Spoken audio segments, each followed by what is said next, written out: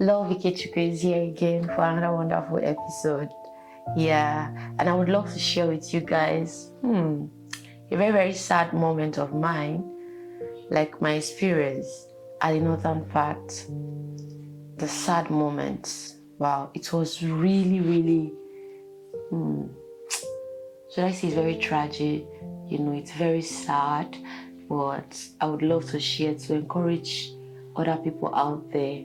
This Boko Haram, when people start talking about it, it sounds normal, you get. If you've not been in that situation, you just feel like anyways, it's not just Boko Haram. I just pray none of you experience. I'm even praying for my enemy not to experience that, you get. So on this very fateful day, I and my siblings, we are back from school. The next thing we are hearing is, what? If you hear Boko Haram sound, hey, I just assume now you are in Shongotedo Aziz and a bomb is thrown at that Aja side. You will feel it. You feel like the bomb is even close to you. That is how heavy it was then. So, we were locked inside as usual. Like, we locked ourselves inside. So my sister, somehow she just find her way, opening the door. We came out, and there was three building before ours. Like that one, it's caught with fire already. That one is already burning. Luckily for us, we saw our dad outside shouting that you guys should come out, you guys should come out. It was really a confusing state at that period of time because, wow, it was really, really a sad one. So many people got burned. Some died. There's this woman trusting God for the fruit of the womb for the past 15 years. Luckily for her, she was heavily pregnant at that period of time. But due to the sound of that bomb, the woman, I think she died. She couldn't withstand the shock. So when her husband came, you understand, because we all have our personal mini flats there. So he was trying to get his wife. The wife was dead. He said, no, he can't do this life all by himself, and he wouldn't allow Boko Haram people kill him. It's better he take his own life than allowing them kill him. Before you know it, like play, the man hanged himself in my presence. I was late to them, but it's not, and that situation is not like, I can't forget that tragedy. I can't just forget that tragedy. So it was really an emotional one. So my dad, my mom, we're trying to look for a safe place to keep us. We saw dead bodies. We saw burnt bodies. Oh my God, I'm feeling emotional right now. So it was really a bad one. Oh, glory to God. God saved I and my family. Not quite long. Somehow, God helped us be able to get to that barrack. Not that barrack was a safe place. That wasn't a safe place. Well, we were just there. Or should I tell you guys when my dad's vehicle spoiled at the middle of where Boko Haram and the soldiers were fighting? They were throwing bullets up and down.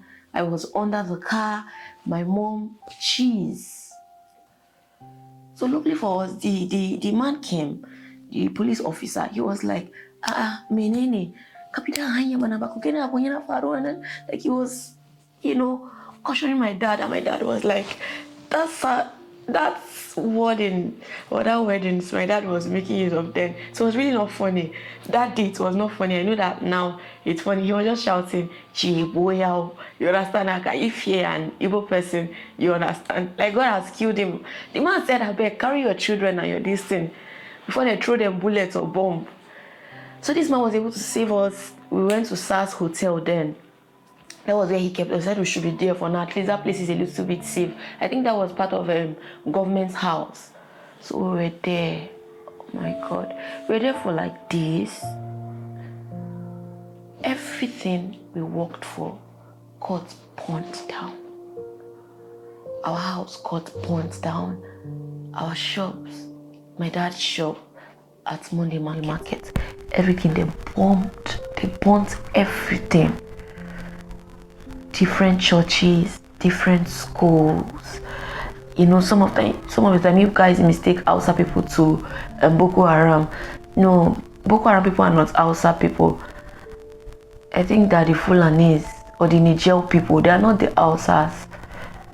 We were there for days. I think after 2 weeks or so, the worst part of it, at that period of time, you can't move out, you can't move in. Even all those tarmacs for networking so that you can reach out to your loved ones, they destroyed every damn thing. They destroyed everything.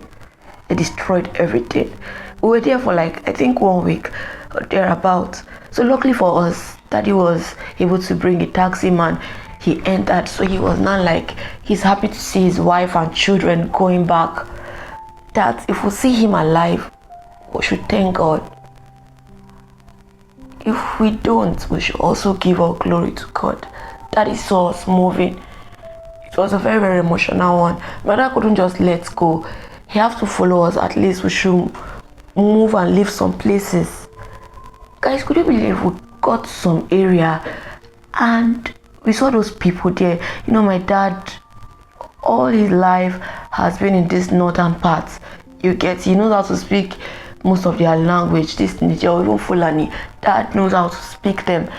So they were now asking him, are we Muslim or Christian? My dad had to lie. If I was in his shoe, I would do same, because he was trying to save his family. He denied Christ. I'm not trying to justify him or saying what he did as a Christian was good. No, he denied Christ because he was trying to protect and preserve his wife and children. So they spoke in different languages, Goza and all that.